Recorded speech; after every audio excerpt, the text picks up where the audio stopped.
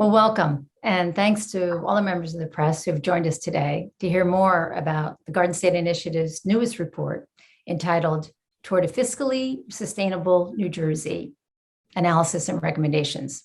We're delighted to have with us today Governor Kean, whom I'll bring on momentarily, as well as the two co-authors of the report, who will come on after Governor Kean's remarks. All three speakers, though, will be available at the conclusion for any questions you might have. And while we do have submitted questions previously, all members of the press are welcome, and we welcome, the questions from you in the chat room throughout the proceedings, and we'll get to them at the end. So let's get to it. It's my honor, really, to introduce our former governor, the Honorable Governor Thomas Kean, to provide us his views on New Jersey's challenges and how this report provides positive ideas to address those challenges. So, Governor, I'll turn it over to you. Regina, thank you very much. And look, this isn't the first report of this kind. It's a good report. It's detailed. It's researched.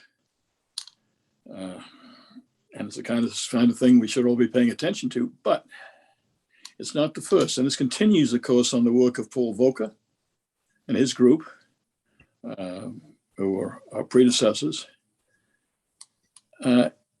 New Jersey, and the basic message is this: New Jersey can't continue on the path it's now on. It's got to correct course at some point. For too long, we've been putting off debts. We've been passing bonds without any recommendation as to how the state and our children are going to be able to pay off those particular bonds. For years now, we've been losing some of the wealthier people in our state. They're leaving us one by one and being replaced by good people, but they're not as wealthy. And frankly, every time that happens, you and I and the rest of the people still here have got to pay more taxes. So it's a cycle that's going in the wrong direction. Our pensions in their present state are unaffordable, and we put it off or borrow. To the governor's credit, he paid some of it off this year, but it's still far from where it should be. And every year, these groups come in and they say New Jersey has got the most unaffordable business climate. Well, the way you attract new people is by having low costs and a good business climate. Well, if we're getting higher and higher in cost, and the state business climate is ranked as the worst in the country, then I can tell you where the state is going to end up. Look, I've lived here all my life. I love this state. My children live here. My grandchildren live here. And I want them to continue to do so. And it's not too late to make some course corrections. It's not too late to do some things that will make the situation better. It's not too late to do some things which will actually enhance this state and make it the kind of place in the future that our children can afford, that their parents can afford, that their grandparents can even afford. But that's not the way we're going right now. And I'm very grateful when people who are just simply good citizens, people like Tom Healey. I mean, Tom Healey is the kind of person who does this because he believes in good government. He believes in being fiscally responsible. And I want to stay in New Jersey. And so these are recommendations put together by he and Thad Calabrese. Recommendations that, if they are followed, can reverse this trend, can put us in the shape that we need to be in so that we become a more affordable state. I'm not going to blame anybody.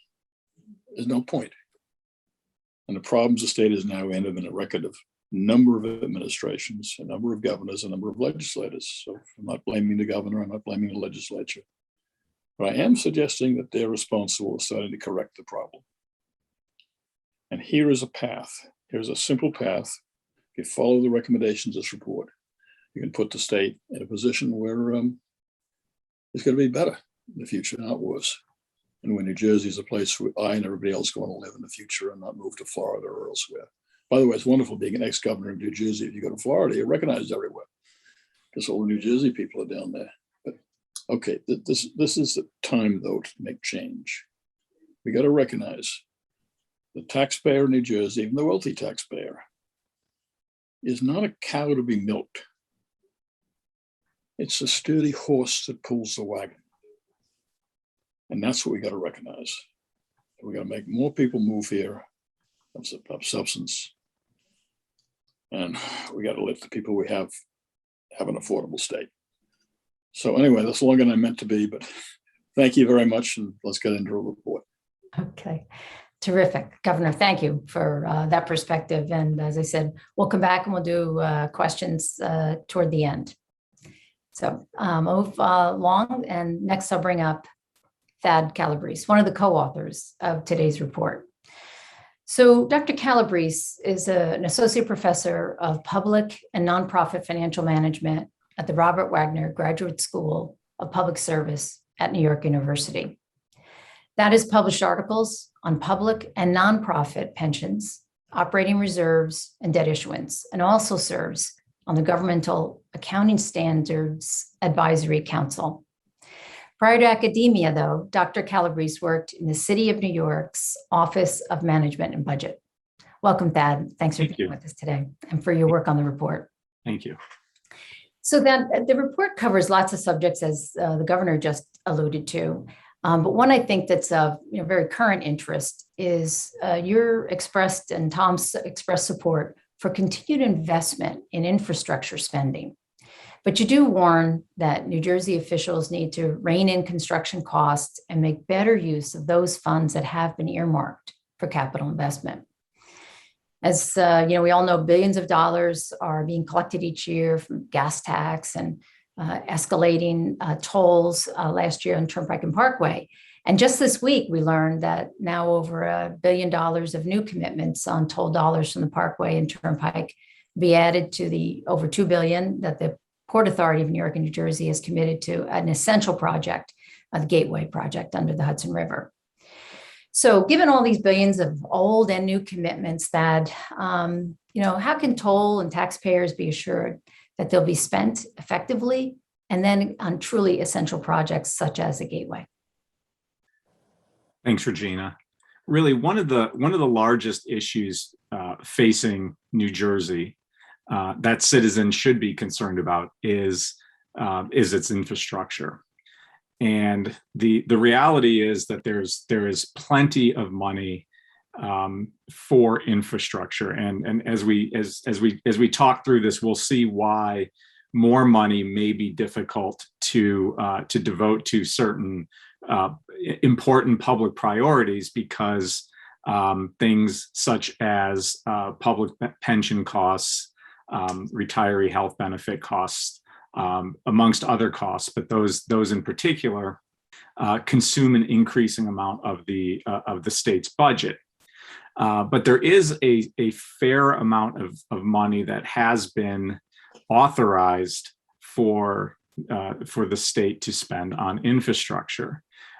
So there is money that does exist for infrastructure. One of the real issues that we highlight in the report is that the state has gotten into a bad habit of using some of this authorized money for capital projects for infrastructure on operating costs. So in other words, money is authorized for capital purposes, and capital purposes would include things such as improving or constructing new roads or rail systems or water systems to comply with regulations and Clean Water Acts or environmental acts, for example. And rather than money being spent on bricks and mortar type projects, it gets spent on operating costs of existing infrastructure. So it's salaries for existing workers or health insurance for existing workers. It's just two examples. Those aren't the only examples. So the capital purposes, which are really crucial for the improvement of New Jersey's quality of life, but also to improving its economy, gets deferred, even though the money has been authorized by the state. And what that ultimately does is it leads to the decay of the infrastructure. So if you're not investing in the infrastructure, it's going to wear down and it's not going to work as well. And so to your point of what should citizens demand of this? Well, citizens should demand that money that's authorized for capital be used only for capital purposes. That may seem quite obvious, but it's not what's been happening for quite a long time in the state. Citizens should demand that there be a clear definition of what capital spending is. That if money is spent inappropriately, authorized money is spent inappropriately on operations, that there's some mechanism that's in place so that the money can be clawed back. And that money spent on operations will instead be taken back and spent on the infrastructure that it requires. The other issue is that New Jersey is an extremely expensive area for New Jersey is just an extremely expensive state when it comes to construction and infrastructure costs. So even relative to other expensive places in the United States and similar peer groups such as Pennsylvania and New York State, New Jersey is more expensive than even those states when it comes to construction and infrastructure costs.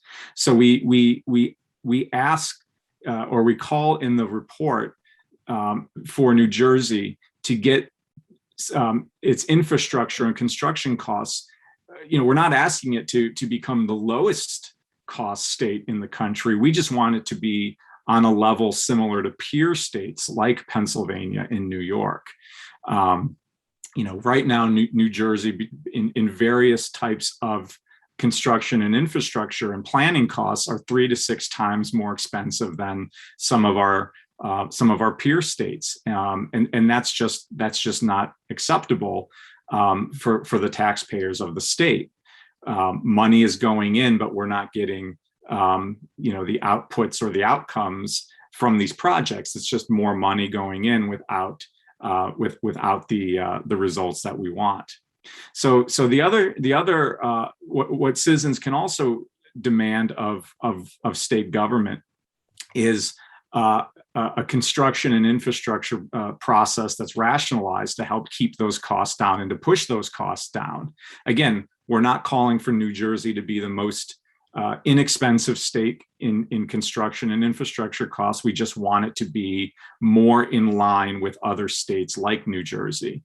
So in addition to spending money on capital, we might also ask for the bidding process to be examined to do away with needless red tape as one example.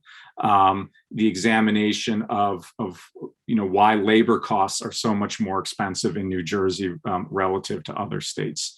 Tom in our podcast actually recommended, and I think this would be a wonderful idea, a commission that includes not just the citizens and the taxpayers of New Jersey, but also the labor unions, coming together to make recommendations on how we can get more bang for our buck in these infrastructure dollars. I thought Governor Kean really said it best in his introduction. It's not that the current officials or elected people have failed or not done the right thing in the past. The past is the past. There's nothing that we can really do about it. But what we really are calling for in this report, and in particular with infrastructure, is that we need to make changes going forward. And so we really are calling on current officials to make these changes and to signal to businesses and taxpayers that this isn't going to be corrected overnight. This has been a long time coming, but we need signals to businesses and taxpayers that things are changing and that things are improving for the better of New Jersey. And in the area of infrastructure is especially relevant to the future of New Jersey, simply because infrastructure is one way that New Jersey can grow its economy. It can attract new businesses. It can retain its existing businesses. It can make families stay. It can make families grow. Infrastructure is a way to make the economy grow in the state of New Jersey. But we can't do that if we're throwing money that and having costs that are 3 to 6 times our peer states to accomplish the same outputs. We need more bang for the buck, and we need elected officials to really signal that this is a priority going forward. Yeah, thanks, Thad. Yeah. I mean, to just emphasize 2 things that you pointed to. One is that the continued and increased need for infrastructure investment is an important component and message in the report. But also the reason to look at other states and to compare is to learn, right? And to learn how to do things. And as you suggested, in a collaborative way with not only the officials, but also the people who are doing the work, right? And so those are opportunities for us to keep getting more and more competitive as a state in the essential area of infrastructure as one example. As I said, the report's quite broad, but that's an important one right now, especially. So thanks, Thad. So we'll come back and make Thad available for questions as well. But lastly, I wanted to bring on the other co-author for the report, Tom Healey. So welcome, Tom. And as an introduction, Tom is a founder of several investment funds, was previously a partner and managing director at Goldman Sachs, where he created the real estate capital markets and pension services groups. Before joining Goldman Sachs, he was Assistant Secretary of the Treasury for Domestic Finance under President Reagan. Tom served as co-chair of the New Jersey Pension and Health Benefit Study Commission under Governor Chris Christie. Tom is a founding board member of the Garden State Initiative, and he's currently a senior fellow at Harvard University's John F. Kennedy School of Government.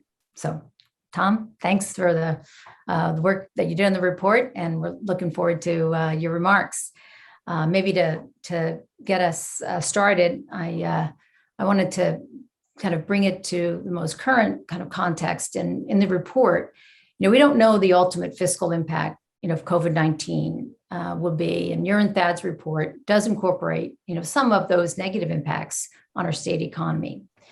But your research, and both the governor and Thad have now alluded to, also shows that this slide began long before any of us ever heard the term COVID. So, Tom, maybe you could speak a little bit to did you find are the main drivers of that downward trajectory, and what do you see as the opportunities for New Jersey to reverse that trend? Thank you, Regina. The governor referred to the Volcker-Ravitch report, which was done in 2012. And that report found 3 big problems in New Jersey. One was the underfunding of the pension and health systems. One was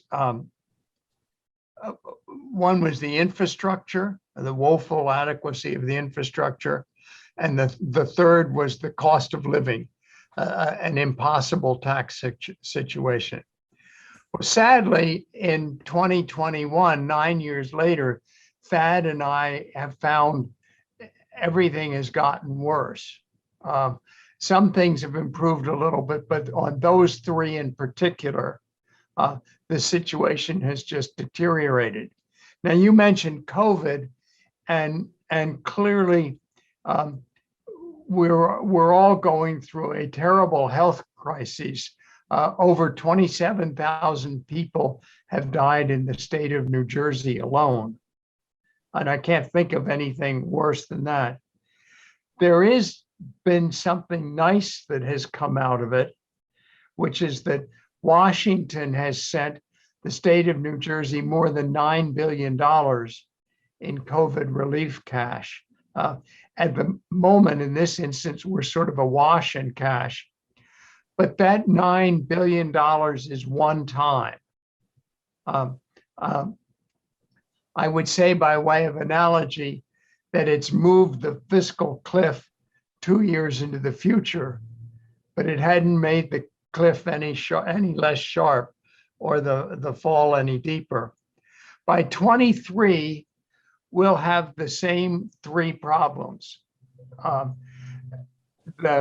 At the moment, the pension underfunding is about $130 billion. I do thank the governor. He made this year the first ever full required recommended pension payment, which no other governor before him, either Republican or Democrat, has been able to do. The health underfunding for retiree health is only, and I emphasize only, $50 billion. The infrastructure needs, the Commission on Infrastructure has found that that's at least another $50 billion.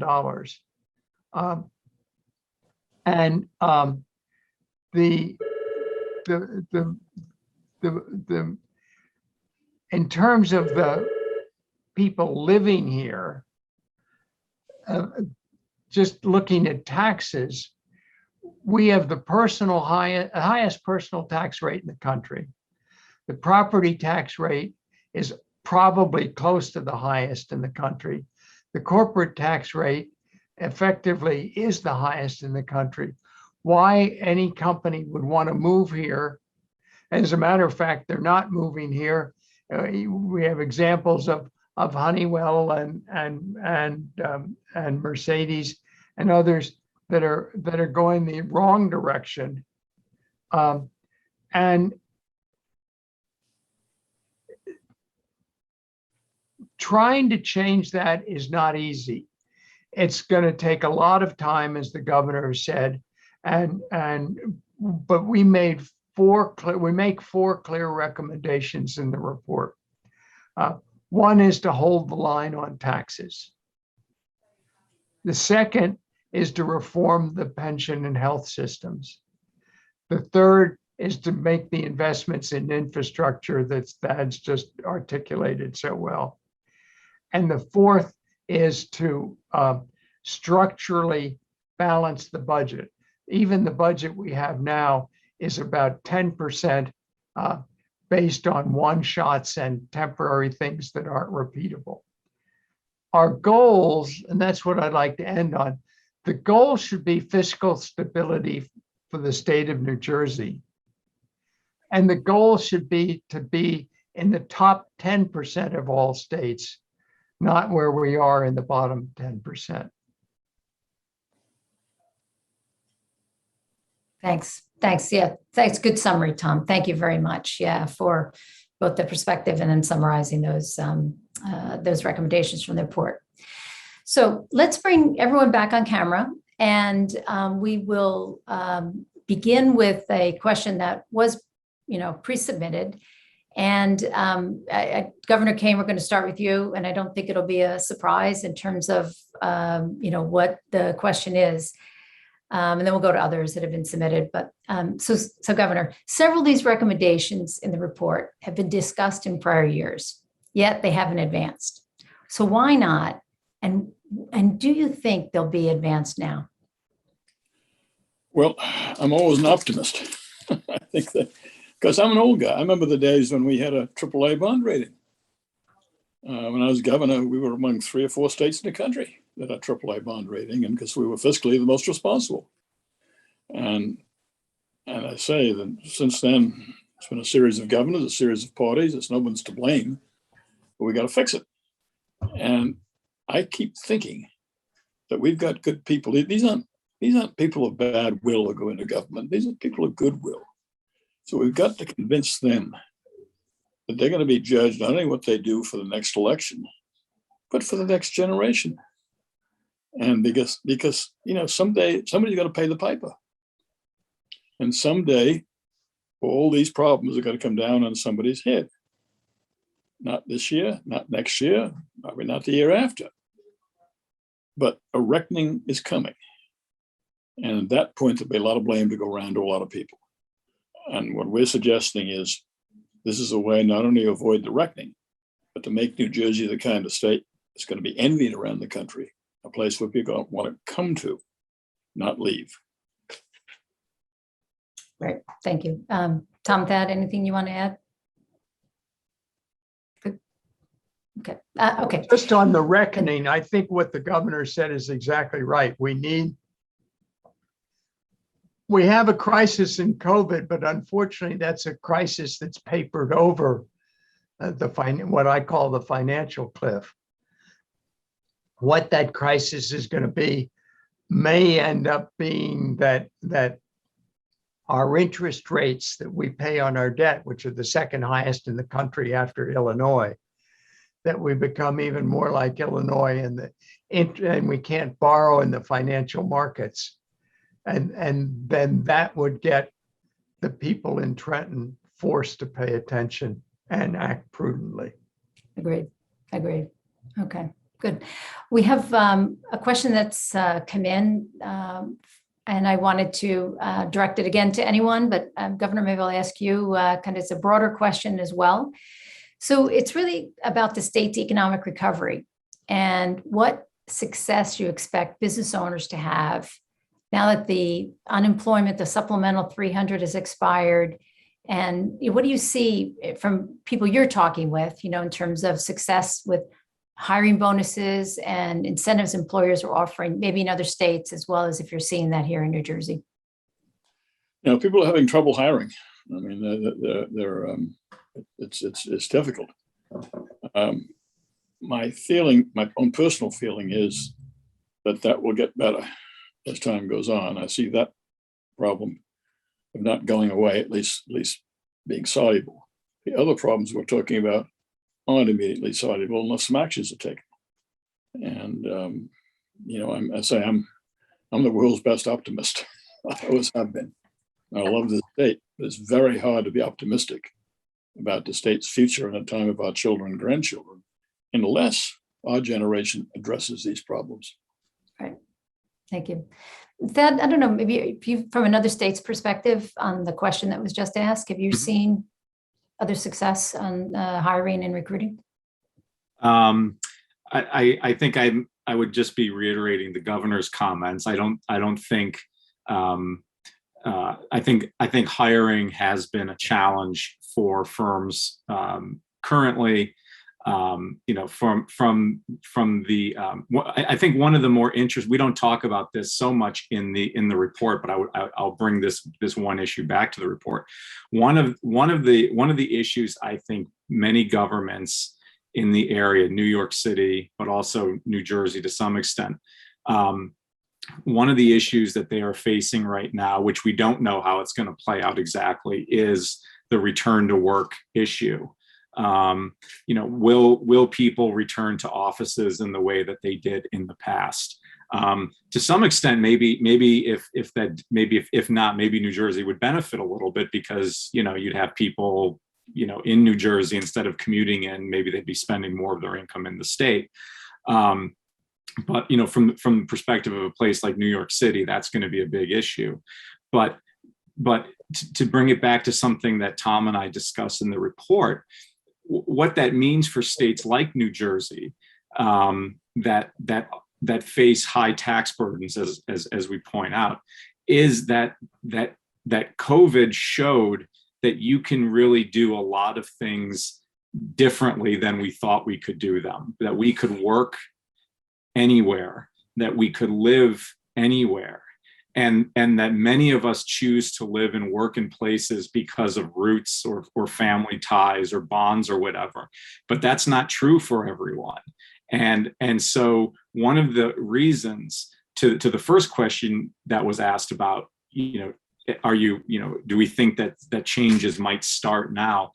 one of the reasons I'm hopeful that changes will start now is because the game has changed, and states such as New York, New Jersey, some other ones in the Northeast really have to understand that they are not the only places in town anymore, and that businesses can succeed and can move where they are appreciated, where the taxes and regulations are less onerous. And again, not saying no taxes and no regulations, but where it's just easier to do business and to raise a family and live your life.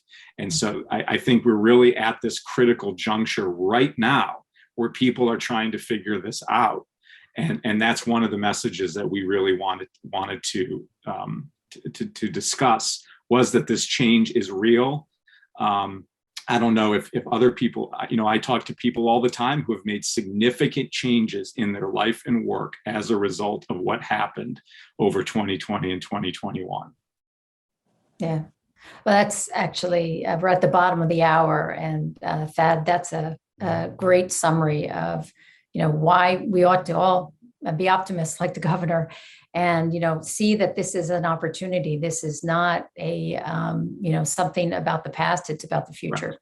Correct. So Tom and Thad, thank you for doing the report and helping, remind everyone of what, the most important issues are that we face. And Governor Kean, thank you as always for your perspective and for providing us some both optimism as well as insights as to how we can have a more positive future. Thank you to the members of the press who've joined us today. Please feel free, if there are other questions that you have, to submit them. You know how to reach us through our website or me directly. And with that, I'll close the program and thank everyone for joining us.